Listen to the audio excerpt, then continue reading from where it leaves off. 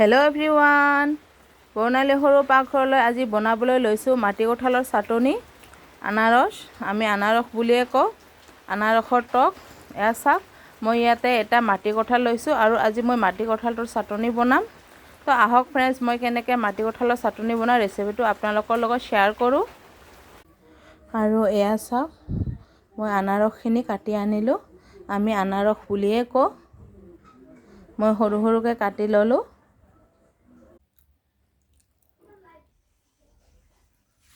আৰু এতিয়া মই কেৰাহী গৰম দি দিলোঁ।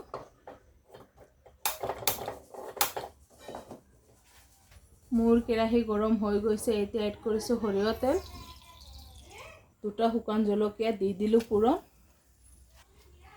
আৰু আধা চামুচ পুৰণ দি দিলোঁ গুৱামৰি।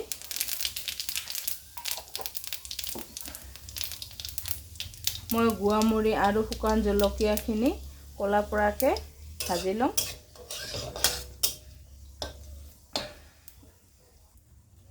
এতিয়া মই আনাৰসখিনি এড কৰিম।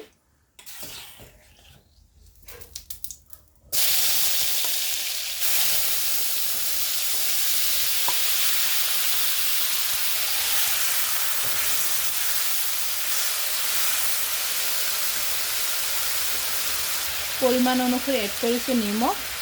মই 1 চামুচ আৰু অলপখিনি এড কৰিছোঁ। হালধিৰ গুড়ি এড কৰিছোঁ আধা চামুচ।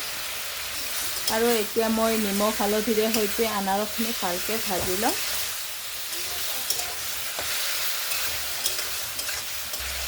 মই 1 মিনিটৰ কাৰণে ঢাকনিখন দি দিলোঁ। আৰু 1 মিনিট পিছত মই ঢাকনিখন তুলি লৈছোঁ।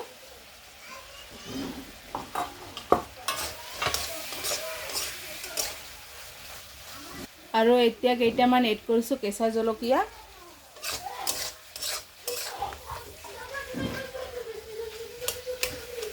আৰু এতিয়া মই খুন্তিৰে অলপ হেঁচি আনাৰসখিনি ভাঙি দিম।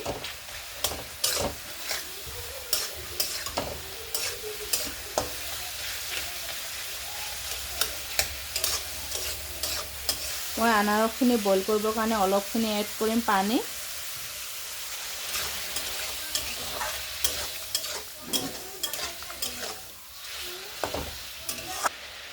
আৰু পানীখিনি এড কৰাৰ পিছত মই ঢাকনি দি দিলোঁ 2 মিনিটৰ কাৰণে। আৰু এতিয়া 1 পৰা 2 মিনিট পিছত মই ঢাকনিখন তুলি লৈছোঁ।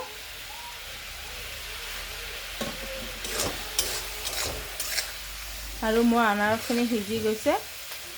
এয়া চাওক, মই খুন্তিৰে অলপ হেঁচিয়াই দিছোঁ।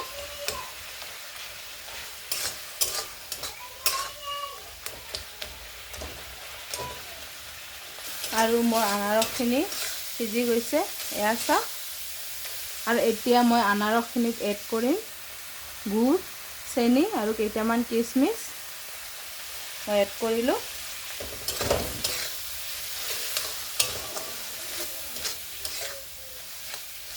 গুড় আৰু চেনিখিনি এড কৰাৰ পিছত মই আৰু 1 পৰা 2 মিনিট টাইম ভালকৈ আনাৰসখিনি ফ্ৰাই কৰি ল'ম।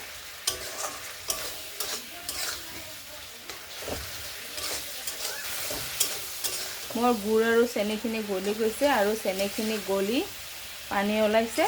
এয়া চাওক। আৰু এতিয়া মই গেছটো বন্ধ কৰি দিম। মই গেছ বন্ধ কৰি দিলোঁ। এয়া চাওক, হৈ গ'ল মোৰ আজি আনাৰসৰ চাটনি। তো ফ্ৰেণ্ডছ, এয়া চাওক, হৈ গ'ল মোৰ আনাৰসৰ চাটনি। আৰু মই এখন প্লেটত নমাই লৈছোঁ। এয়া চাওক। তো মোৰ আজিৰ ভিডিঅ' ইমানখিনিয়ে আছিল।